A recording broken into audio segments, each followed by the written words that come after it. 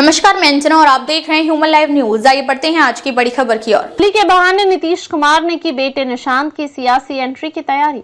बिहार की राजनीति में होली के रंग इस बार कुछ अलग ही संदेश दे गए। 9 साल बाद मुख्यमंत्री आवास में होली का आयोजन हुआ, लेकिन यह सिर्फ रंग गुलाल तक सीमित नहीं रहा, बल्कि इसके पीछे एक बड़ा राजनीतिक संकेत भी छिपा था। चर्चा इस बात की थी कि मुख्यमंत्री नीतीश कुमार के बेटे निशांत कुमार राजनीति में एंट्री लेने वाले हैं। होली मिलन समारोह में पहली बार निशांत कुमार जनता दल यूनाइटेड जेडीयू के नेताओं और कार्यकर्ताओं के बीच सक्रिय रूप से नजर आए, जिससे ये अटकलें और तेज हो गईं कि जेडीयू में उनकी औपचारिक राजनीतिक पारी जल्द ही शुरू हो सकती है।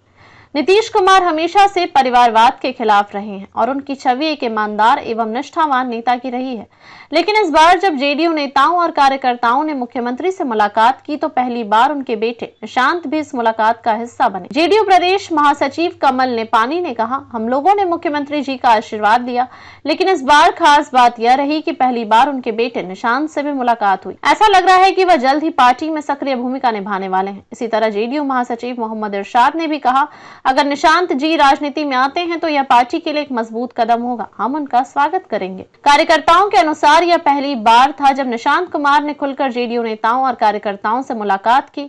उन्होंने सभी को गुलाल लगाया और बधाइयां दी, जिससे कार्यकर्ताओं के बीच उत्साह और उम्मीद की लहर दौड़ गई। जेडीयू नेत्री लक्ष्मी सिंह ने कहा कि निशांत कुमार के अच्छे भविष्य के लिए हमने उन्हें बधाई दी। उम्मीद है कि वे जल्द ही पार्टी की कमान संभालेंगे। इससे यह साफ हो गया है कि पार्टी के अंदरूनी हलकों में भी निशांत की सियासी पारी को लेकर गंभीरता से चर्चा हो रही है। राजनीति में इशारों की बहुत अहमियत होती है और इस बार के होली समारोह में जो हुआ यह केवल एक पारिवारिक या सांस्कृतिक आयोजन नहीं था, बल्कि इसके जरिए भविष्य की राजनीति का संकेत भी दिया गया।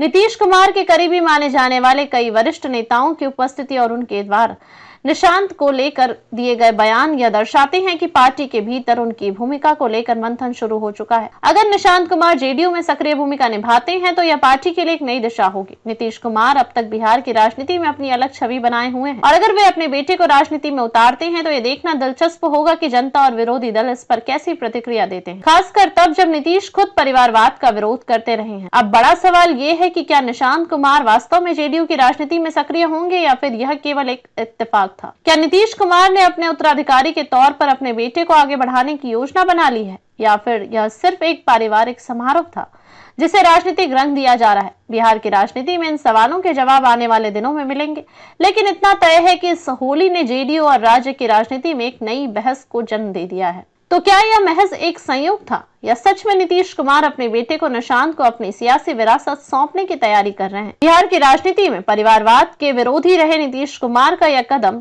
क्या उनके राजनीतिक सिद्धांतों में बदलाव का संकेत है? आने वाले दिनों में जेडीयू की रणनीति और राजनीतिक घटनाक्रम इन सवालों के जवाब देंगे। फिलहाल इस होली मिलन समारोह ने राज्य की राजनीति में एक नई चर्चा को जन्म दे दिया है। देखते रहिए राजनीति के इस नए समीकरण का अगला कदम क्या होगा। फिलहाल के लिए बस इतना ही।